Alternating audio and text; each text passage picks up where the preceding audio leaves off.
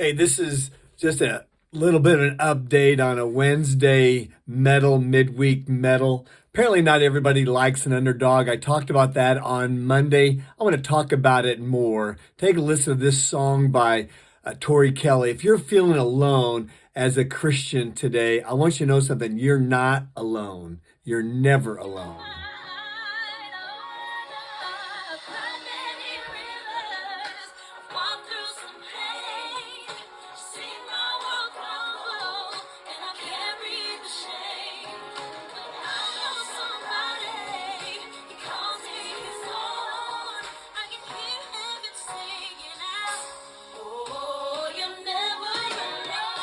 We are never, ever alone in God.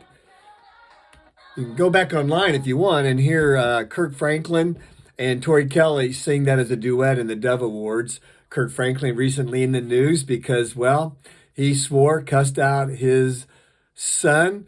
I'm not going to get involved in their family squabble, but he apologized. He said he was sorry that he had done it.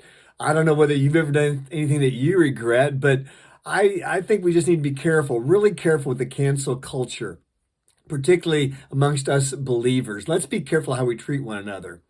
I'm going to read this mainly its entirety from the Family Research Council. Just got it. It kind of sparked something inside of me. The title of it is the USA Today, the newspaper, that news organization, looks to bounce Oral Roberts University from the NCAA. Apparently, it's because Oral Roberts University is a Christian university and they have biblical values. Never thought of ourselves as underdogs, as Christians per se, but apparently that's the situation these days. But guess what? You know what? In God, we win. In God, as I said Monday, we're going to be bracket busters. In God, we're the bracket busters. God is the consummate bracket buster.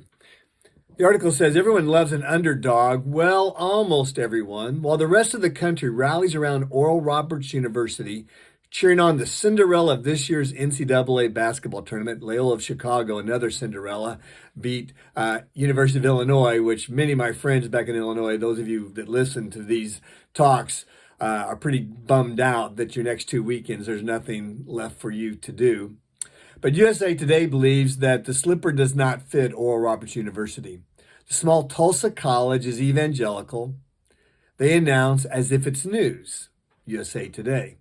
That means they believe the Bible, Oral Roberts University, and they believe the Bible, an editor argues, and there should be no place for them on the court or anywhere else in polite society. Oral Roberts isn't the feel-good story we need. This is the headline in USA Today.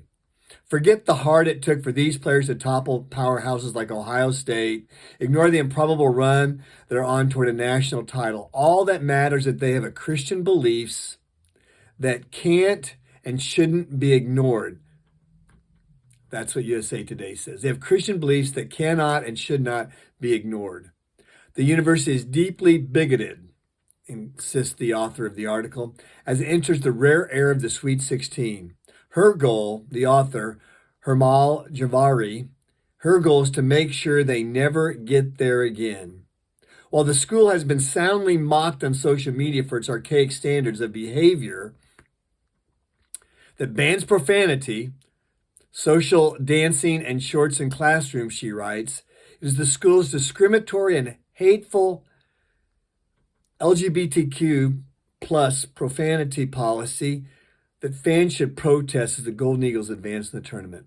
As part of their honor code, the university requires students to abide by the pledge saying they will not engage in homosexuality, that activity, and that they will not be united in marriage other than the marriage between one man and one woman. She goes on to say that this is toxic, morally regressive, prejudiced, homophobic, sexist, transphobic, fundamentalist, discriminatory. She goes on and makes the case that Christians like these kids shouldn't even be allowed to compete. Instead, she believes that boys should be allowed to compete as women and so on and so forth.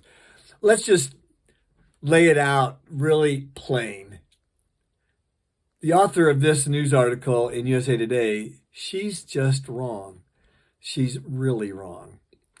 And I'm sad that she's wrong. She doesn't understand that she's wrong, and she's angry at Christians like you and I. Christian, let's never, ever, ever take the role of the victim. Let's just believe what we believe. Be proud of the fact that we believe it because of God, not proud in ourselves, but proud of the truth. And let's just encourage one another. God loves the bracket buster, and I will tell you that God will make his people the ultimate bracket buster. We're the Cinderella. The shoe fits. Our prince, our king is coming back. And I pray that the author of this article in USA Today finds the truth. I really do. God bless you. This is Pastor Jeff Barkley, Christ Community Church, Lawrence, Kansas.